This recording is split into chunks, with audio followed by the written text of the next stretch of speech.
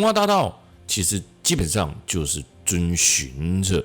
格林童话过程当中的每一个故事发生的景点，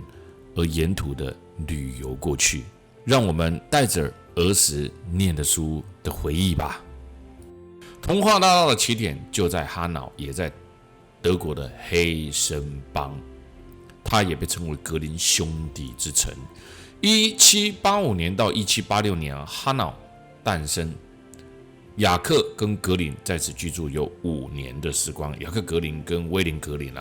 兄弟2个度过了青少年。在哪里呢？在马堡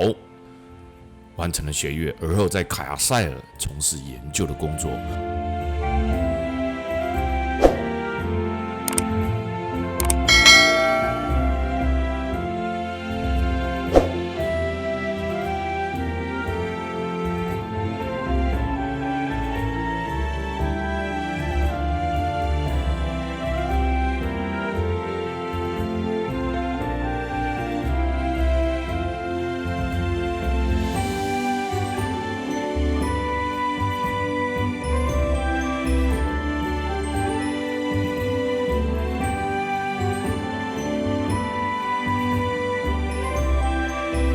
认真的来说，其实在游览德国的过程当中，不只有景点吸引人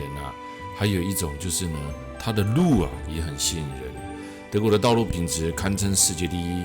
如果他说第一，没人敢说第二。它的道路的品质之好，沿路森林之茂密，德国对原始生态、对于人的生活环境所做的这种照顾，所做的这种保护，真的，它带给人民什么叫做生活的品质？每一个人因为生活的愉悦、生活品质的很好，所以这个国家它就可以创造出非常高的经济效率。经过的这一些小道路，我们来到了另外一个重头戏，叫做什么？大野狼与小红帽的发源地，这里是艾尔斯菲尔德。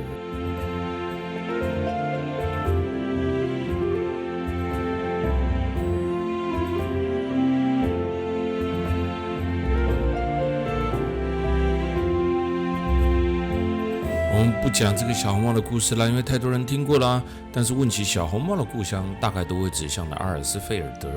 菲尔特也可以。这座可爱的城市，有些研究的显示，小红帽的故事源头应该是从法国流到了德国。但是民间的乡野传奇原本就是很难以界定的。你看，这个就是小红帽喽倒是在德国的地区，从阿尔斯菲尔德到特瓦姆城一带。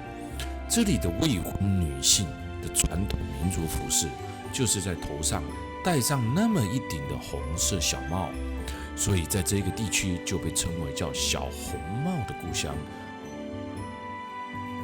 小红帽的故乡并不在某个城市，而是在休瓦姆城附近区域，它都可以归为小红帽的故乡。休瓦姆城自古以来以印制帽业为主，你看这个是小红帽，旁边还是鹅。每年的5月到6月的当地的庆典，就可以看得到许多戴着小红帽的可爱身影。加上古时候小城周围都是森林与原野，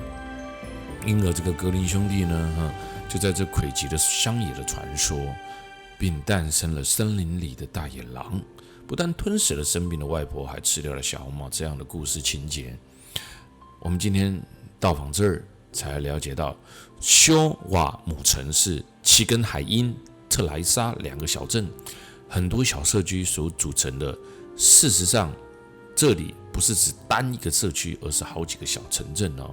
那我们来到这一个很多小红帽的身影，也就是最有名的这一个阿尔斯菲尔特、菲尔德都可以这一带精巧的市政厅、迷人的市容，保有的14世纪德国传统典型木造结构的房屋，德国文把它称为叫做什么 Fachwerk， 是特殊造型的市政厅，与广场周围的中世纪的老房子，至今依然保存得非常的良好。这就是德国人。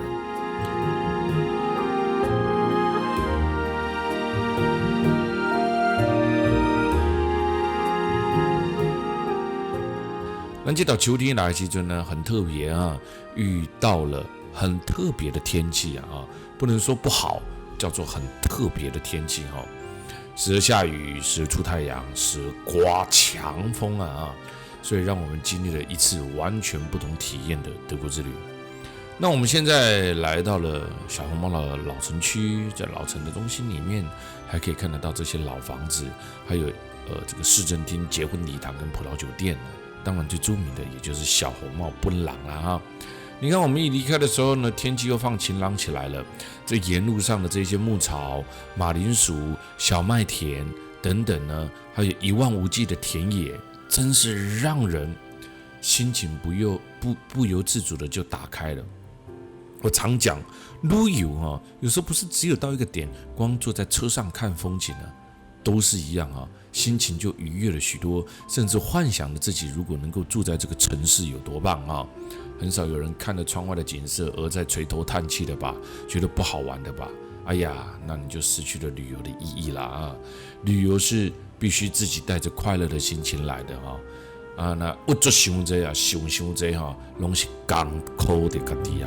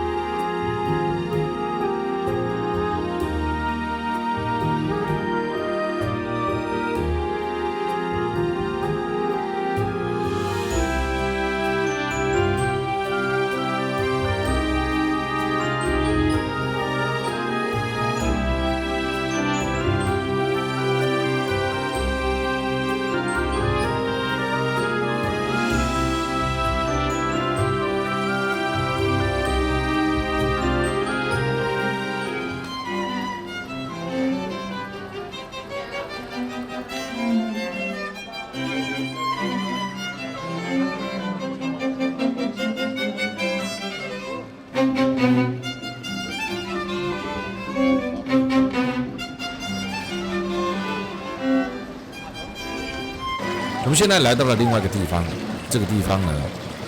也很有名，养儿的人。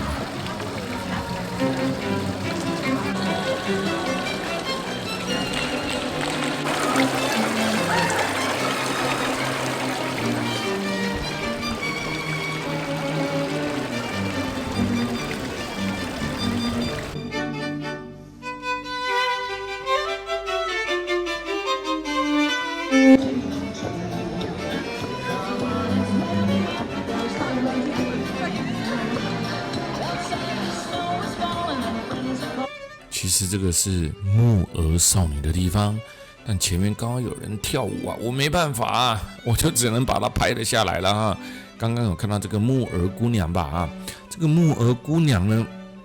是比较特别的一个格林童话听过的人有但是比较没有那么多。那哥廷根之所以成为童话大道的一员，一直都是这一位养儿公主这个故事很多人没有听过，基本上呢，应该是讲一个公主嫁到邻国，跟着侍女呢骑着一匹马出发了。这个侍女呢用了阴谋跟这个公主对调了变成了侍女是公主，公主是侍女然后呢，假的公主还杀了公主的马让这个公主跑去赶鹅于是呢，她每天赶鹅呢，就发现了那个假的侍女假扮成公主，把她的马杀了，还把她头挂在门口那呢，这个死掉的马，有一天呢，就告诉了邻国的国王哎呀，事情发生了之后呢，就把假公主呢也怎么样，放在木桶滚下山去让真的公主呢跟王子呢过着幸福快乐的日子就是童话。童话是什么童话呢？你不能说它很无聊能够写童话，能够吸引小朋友，能够让小朋友津津乐道的，我还觉得他是天才呢。除了童话大道之外，哥廷根也是一个德国几个著名的大学城之一。哥廷根大学的来头可不小哦，这个在德国心脏位置的大学出过了45位诺贝尔奖的得主，是德国所有大学当中诺贝尔奖得数排名第一的。哥廷根除了看养儿女的铜像，大学也很重要哦。这里的脚踏车非常多，因为这里的大学生也非常非常的多。在我们这一趟的秋天童话大道上，童话有时候是真的。格林童话当中的彩衣魔笛手是大家耳熟能详的故事。俩鸟七夜郎进入了古城，我们将看到的巨大美丽的古城墙挂着吹笛者之家，宣告了这一座城市的历史。这座古城区随在你行，举目所见呢，又是另外一番精致美丽又典雅的古建筑。秋季的德国带来的是秋季的氛围，不一定是满山满谷的枫叶，但是它带来的绝对是强烈而有感的秋季风。所以我们现在呢，就走进了魔笛手，也就是这一个威西文艺复兴风格的建筑。哈默尔恩不只是坐落在威西河畔，它也传承了威西细致典雅的文化。整座古城充满了威西建筑的展示馆，喜欢威西风格的人可以把这个地方当成他的朝圣之地啊！每一年在这个时候，11月份就会有节庆，由旅游局的人扮成了花衣吹笛手，带领的当年度发生的带走老鼠也带走小孩的童话故事。花衣魔笛手著名的德国民间故事哦，你看地上有老鼠，对不对？哈默尔恩爆发了严重的鼠患，全城陷入了恐慌。一天又一天，有一个外地的人进了城里面，他穿着马戏团的小丑衣服，自称可以俩鸟气。城里的人呢，就向他许诺：“你哪会使跟撩气鸟聊聊，我的重金酬谢啊！”他现在的市政厅呢，条件讲了后呢，才艺人呢从口就掏出了他的笛子啊，开始蹦起来啊。引出了成群的老鼠，他边走边追，就把这个鼠呢引到了威西河畔，掉到水里淹死了。但是这时城里的人却反而耍赖啊，不肯拿出酬金啊。那当时的才艺人呢，他很气愤的就离去了。经过了几个星期之后，夏季的6月，当人们在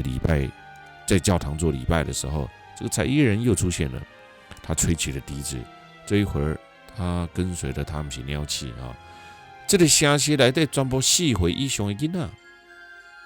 ，130几个查甫查某，就安尼对伊行，出城到大山内底。对迄个时阵开始，就无看过所有囡仔，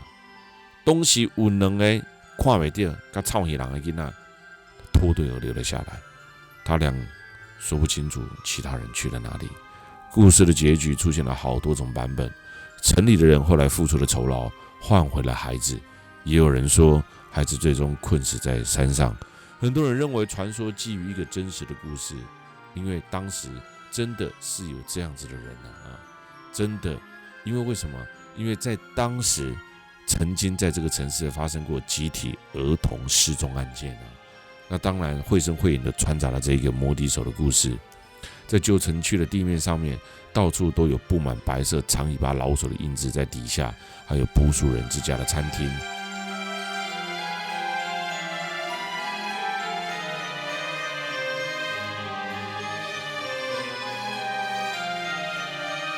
我们现在看到的这个叫婚礼之家。婚礼之家，当你来这边举办婚礼的时候，当当当，这里的钟全敲响了。我们现在来到了市政厅前，还可以看得到捕鼠人的喷泉，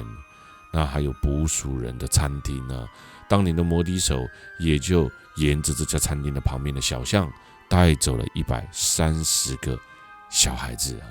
这个传说的故事，如今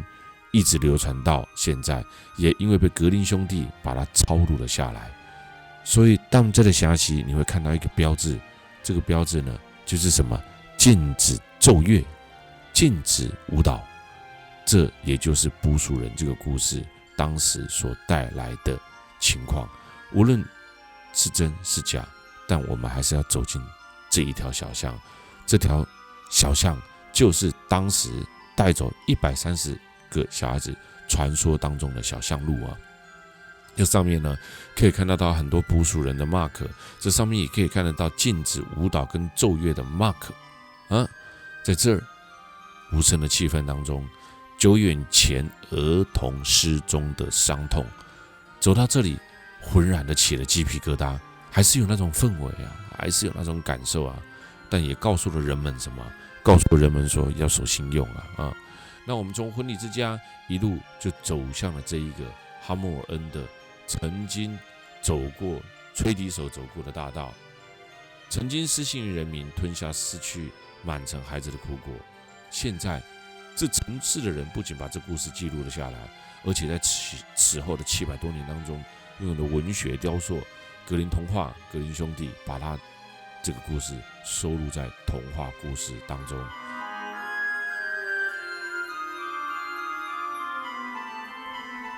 现在我们再前往下一个童话故事的重点，叫做不来梅。但是说起了不来梅，我们更可以认真的来想想，不来梅其实也是汉萨同盟非常主要的港口，而不来梅当然在格林童话当中占有的就是格林童话当中收录的一个叫做不来梅音乐家的童话故事。虽然这个故事只是描述的4只老弱的动物要一起去不来梅这个城市的路途当中所发生的故事，但是这个这个故事啊，却让不来梅声名远播，让世界上很多的人都认识了不来梅这一个城市。其实不来梅除了这个童话故事让它出名之外，不来梅的老城区内的市政厅跟广场上的罗兰雕像，也是联合国教科文组织认可的世界古迹之一啊。而不来梅它的童话故事呢，也就因为这几只动物啊串联了在一起，我们就可以看得到动物音乐家。我们现在进入到了不来梅的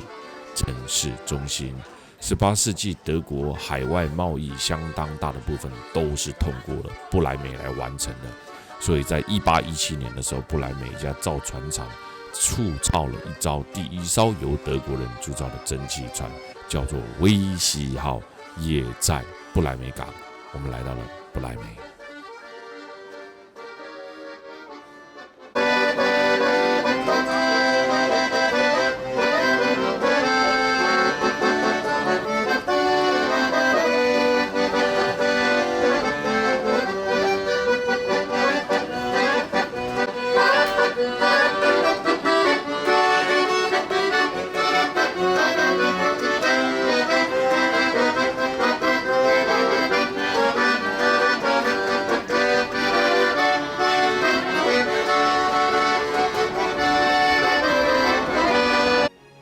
这个音乐家的发生的故事呢，也就在起敬天的门口口，都有看到4只动物呢摆在拢徛里啊吼，啊个会使看到上界有名的3位，在不来梅市政厅哦，被联合国列为了世界文化遗产了。你看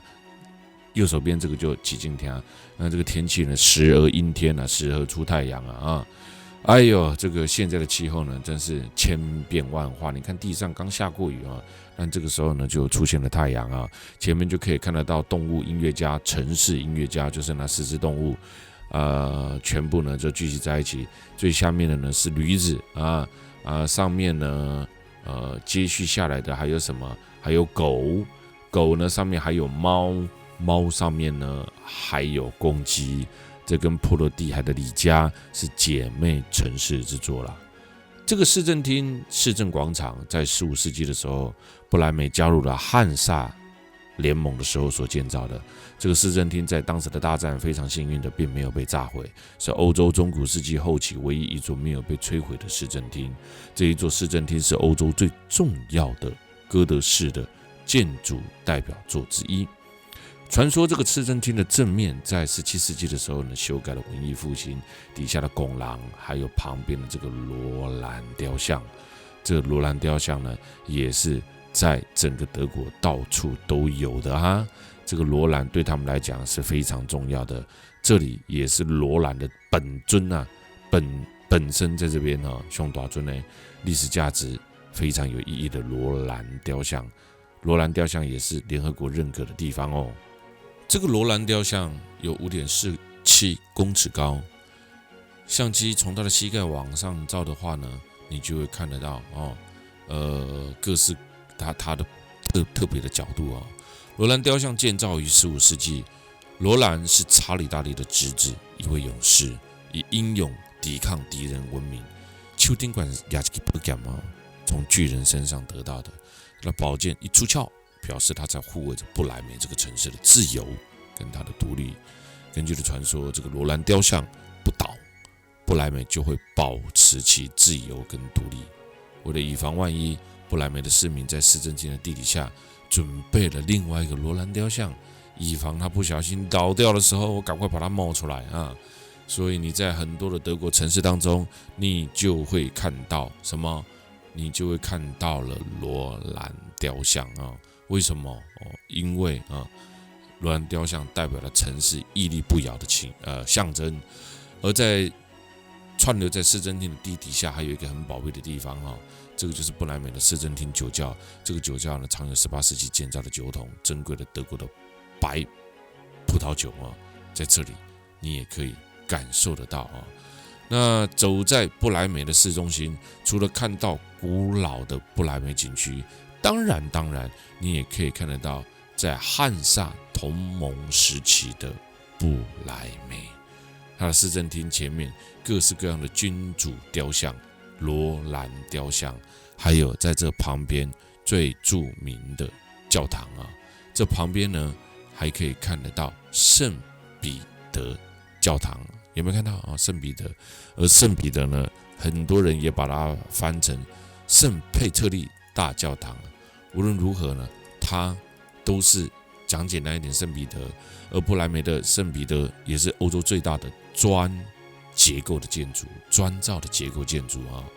在这儿你可以看得到，这个教堂建在1403年，是罗马跟哥特式的混合建筑。它旁边有2座钟塔，就像剑一样搭配了这一种所谓的哥特式的绿色屋顶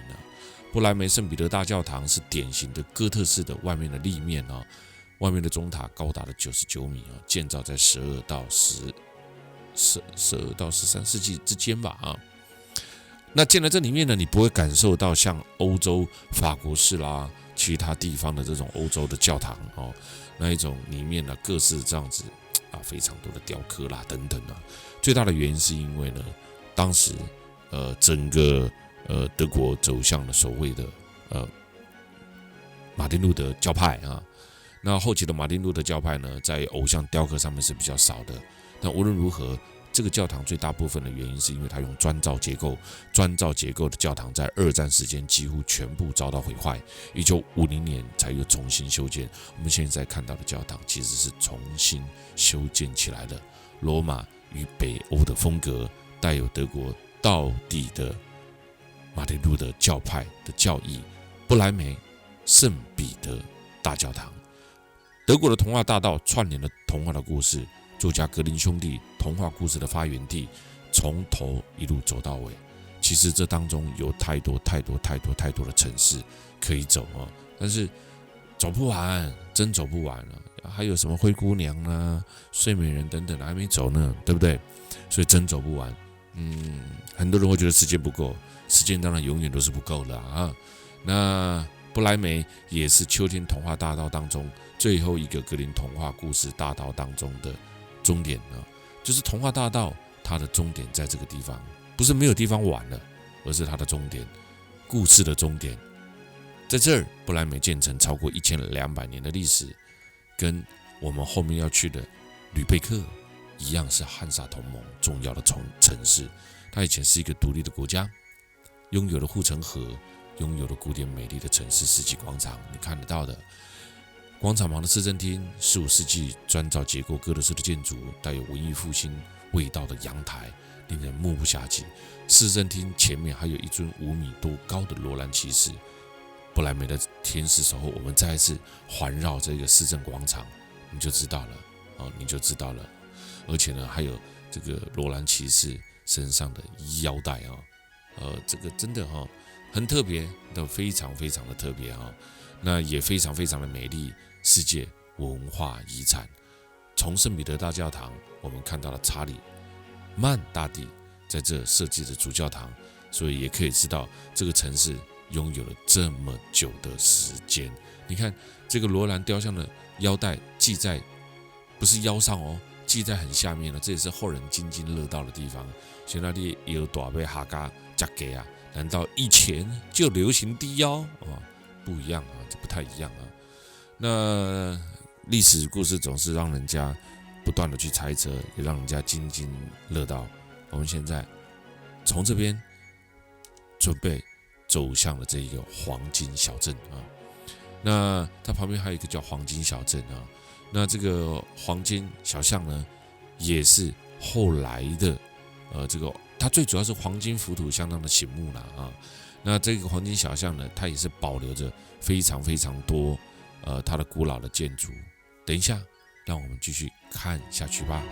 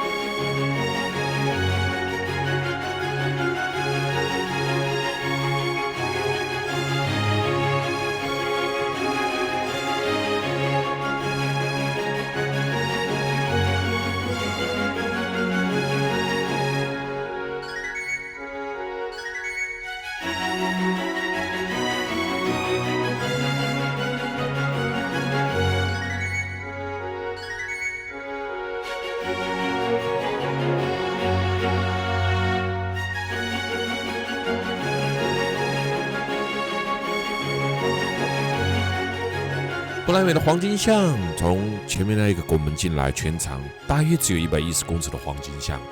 这个黄金巷呢，从门口黄金浮土所雕的是天使，圣米歇尔的屠龙记。黄金巷的历史可以追溯到中世纪，它在市政厅的广场连接到威西河的一条通道。当时巷子里面居住了许多的条筒匠，意思呢就是什么，在这里就很多以前搬运的工人啊。1944年，这条街的房子大部分都被毁了。1954年 ，Hank Coffey 恢复了大部分的建筑，就是等于是企业家把它买了下来，把这整条街买回来之后呢，重新出钱修建了起来，就变成了如今我们所看到的黄金巷。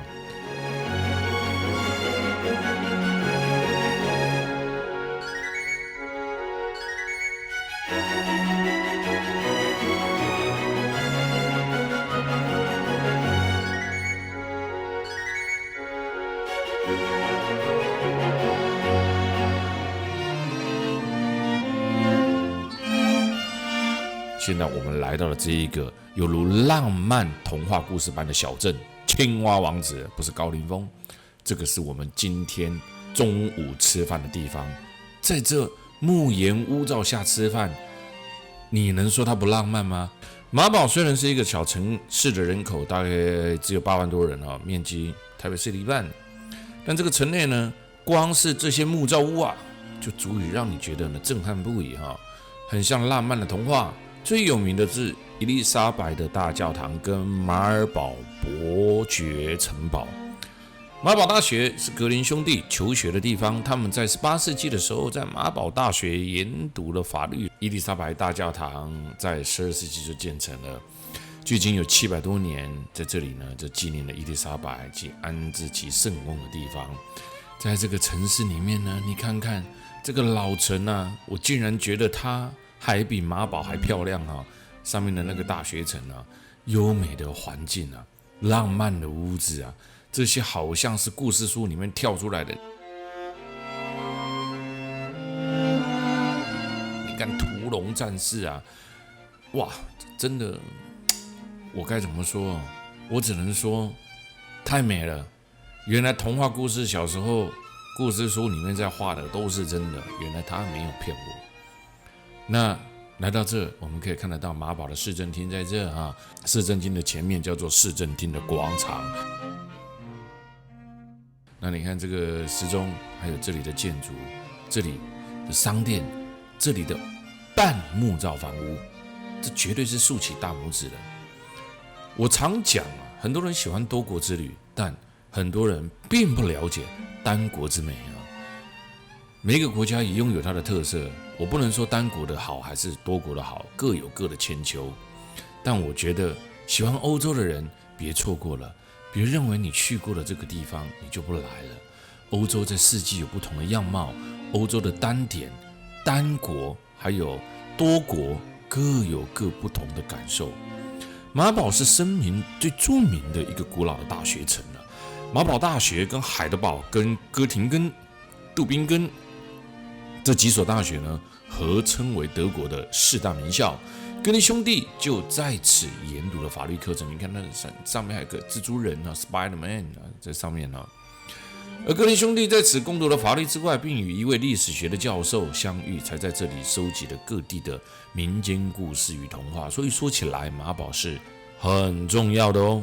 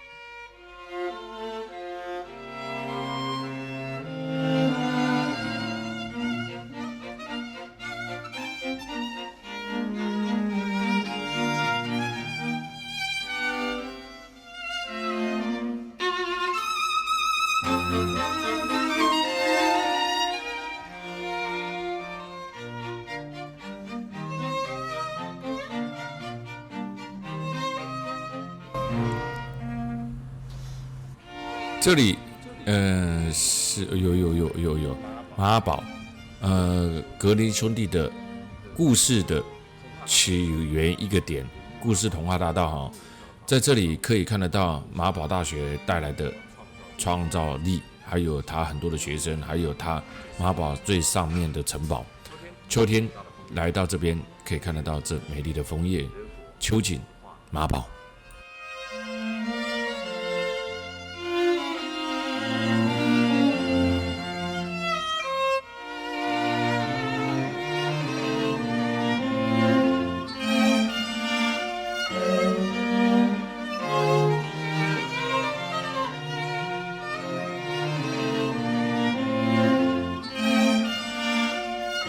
我们又走进来市政厅，这个是谁呢？这个是市政厅旁的伊丽莎白之巷，这些木岩造的房子，甚至还可以看到很多的勃肯鞋。很多人不知道，勃肯鞋其实就是德国制的，所以你来到德国有机会，你得在赶几双啊勃肯鞋，回去台湾先。虽然勃肯鞋今麦买起来嘛无介贵啦吼，但是呢，来到这可爱的市政厅勃肯鞋，嘛是马宝其中一个真重要要洗的所在。马宝的古城街可以从伊丽莎白的教堂开始往恒德街，再走到市政厅前的广场。我们也可以爬到最上面的马宝城堡，然后呢，把整个马宝呢，绕一圈下来。马宝都是冲着格林兄弟的名声，他们在绵延600公里的童话大道之上。一路走下来，我们会一样的从前面的第一个景点哈瑙来到了马宝，这些是刚开始的前菜哦。接下来我们前往艾尔斯菲尔德来看看哦。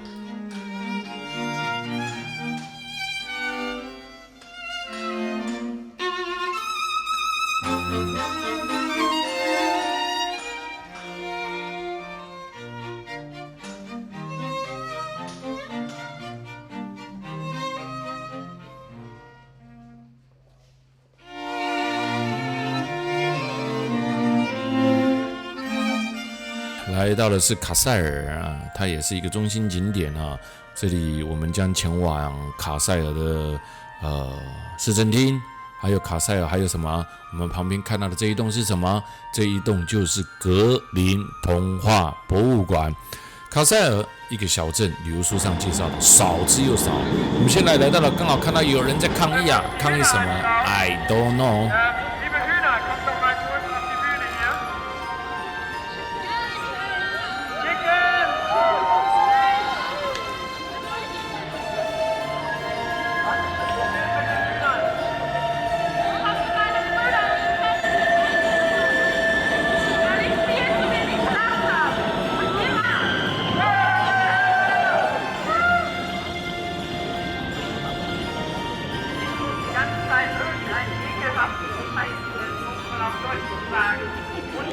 把这段文放上来给大家听啊，听得懂德文的可能知道他在抗议什么啊。我走过去问了他们啊，你们在抗议什么啊？叽里呱啦，他跟我讲了一堆德文。哎呀，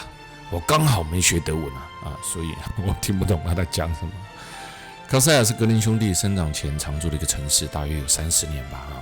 我们来这里没看到这些，但是我们看到了，哇塞，这是德国香肠啊！它这种香肠一个大铁板底下用炭火烤着。